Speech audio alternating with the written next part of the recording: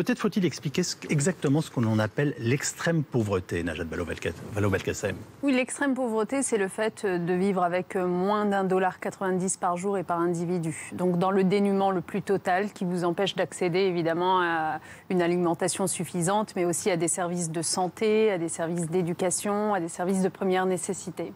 Ça concerne combien d'êtres humains? On a des évaluations?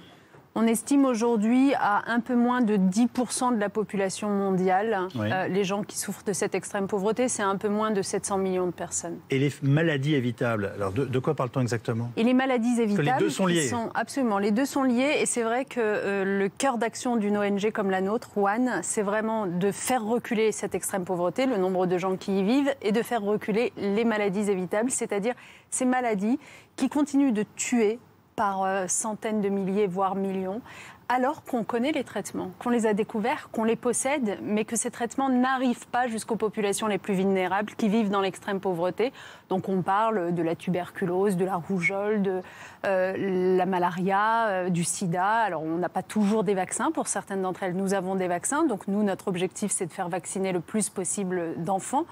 Et pour par exemple le sida, on a des traitements. Ces traitements, on a connu une période historique au début des années 2000 où quand ils avaient commencé à arriver, eh bien, ils étaient beaucoup trop chers pour ces populations vulnérables. Donc, il y a 8 millions de personnes qui sont mortes en Afrique subsaharienne du sida et qui auraient pu ne pas en mourir si on avait rendu ces traitements accessibles.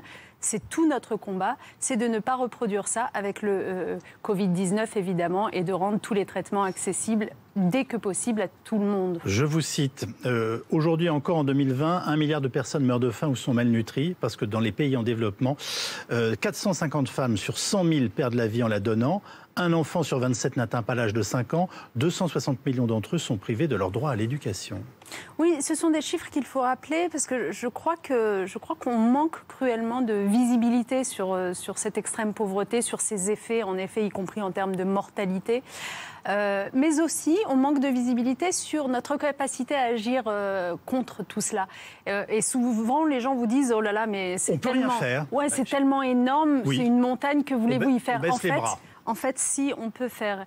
Depuis les années 60, on a mis en place, notamment grâce à l'aide publique au développement, dont on a tous décidé dans les pays riches qu'on allait y contribuer, des mécanismes qui nous permettent de venir en aide de ces populations. Des mécanismes qui ont permis, depuis les années 90, qu'on réduise de 75% la part de la population mondiale qui vit dans l'extrême pauvreté. Des mécanismes qui ont aidé des régions entières en Amérique latine, en Asie, des pays à sortir de cette extrême pauvreté. Reste une poche qui se trouve en Afrique subsaharienne, où 40% de la population vit dans cette extrême pauvreté et où il faut qu'on mette toute notre énergie maintenant pour l'en sortir. Alors que l'on nous dit que ce continent est celui de l'avenir de l'humanité. Enfin, oui. Et oui, et le plus jeune. Donc ces deux réalités coexistent? Ces deux réalités coexistent.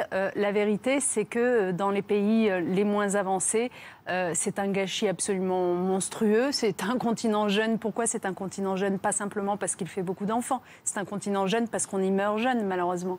Vous savez, au début de la pandémie Covid-19, certains observateurs disaient vous voyez, l'Afrique, finalement, est moins touchée que d'autres régions du monde.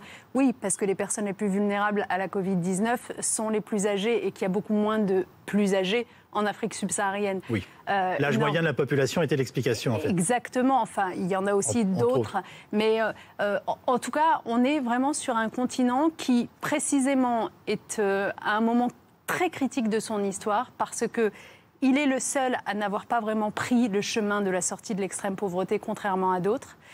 Et en même temps, il est celui qui risque dont la population risque de grandir, de grossir le plus dans les années qui viennent. Donc ça veut dire que de plus en plus de personnes vont vivre sous cette extrême pauvreté.